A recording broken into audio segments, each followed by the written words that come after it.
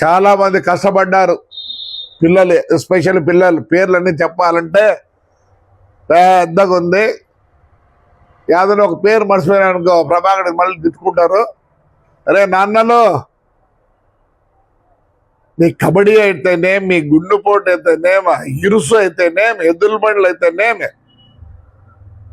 బ్రహ్మాండం రా. అందరూ అనుకుంటే ఏమైనా చేయొచ్చురా. బ్రహ్మాండంగా జరిపినారు. ఓ అదే చాలా మంది చెప్పినారు తీరు తిరగడం లేదన్నా అని. చూద్దాం.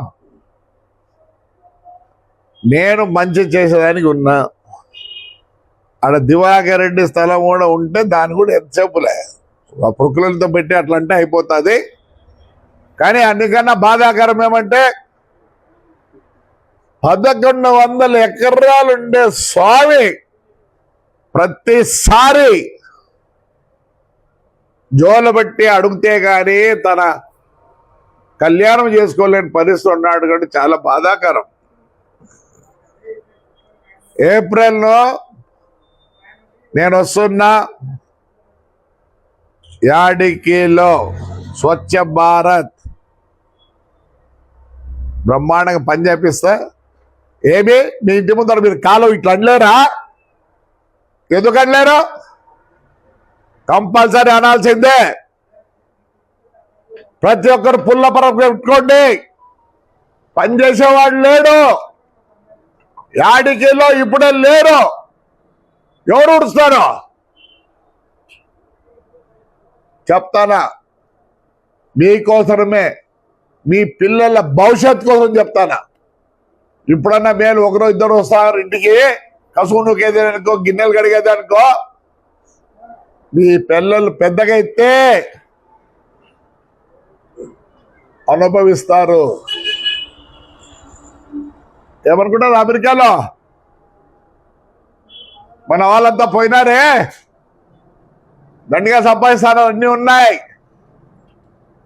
కనుక్కోండి మీ బంధువులు ఎవరు ఉంటే.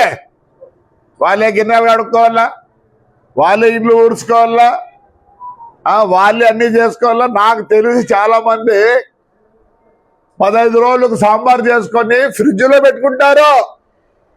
వాళ్ళ సొంతం కారు ఉంటే ఒక ఆదివారం ఒక్కరోజు ఏమన్నా డ్రైవ్ చేసుకుంటారేమో, లేకపోతే కిందికి పోయి క్యాబ్ అంటారు. నాకు యాడికి బ్రహ్మాండంగా ఉండాలని ఒకటి ఉంది. వస్తున్నా. ఆ స్వామికి కూడా నేనే ప్రెసిడెంట్ అవుతానా.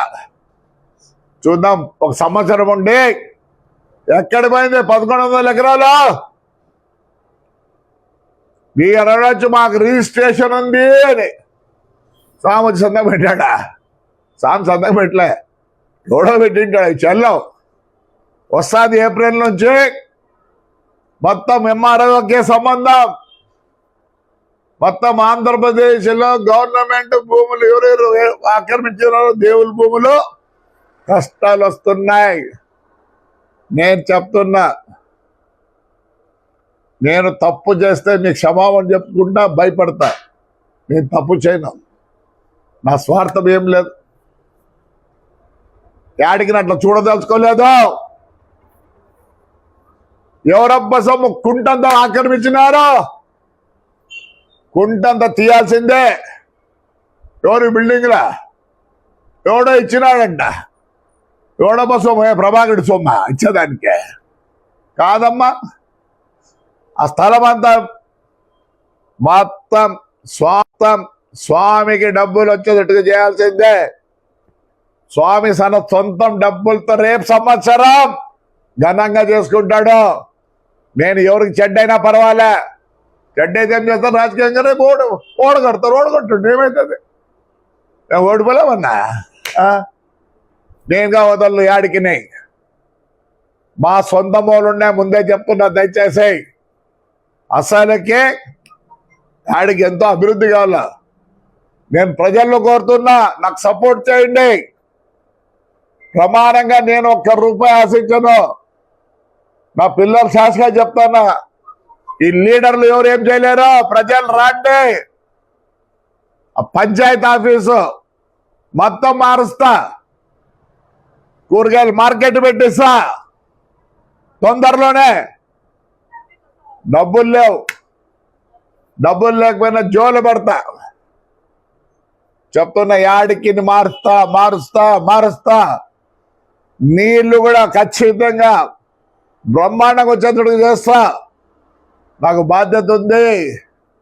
ఈరోజు జేసీ అంటే మొత్తం అందరికీ తెలుసు, యావత్ తెలంగాణ, ఆంధ్రప్రదేశ్. ఎస్, మా డ్యూటీ.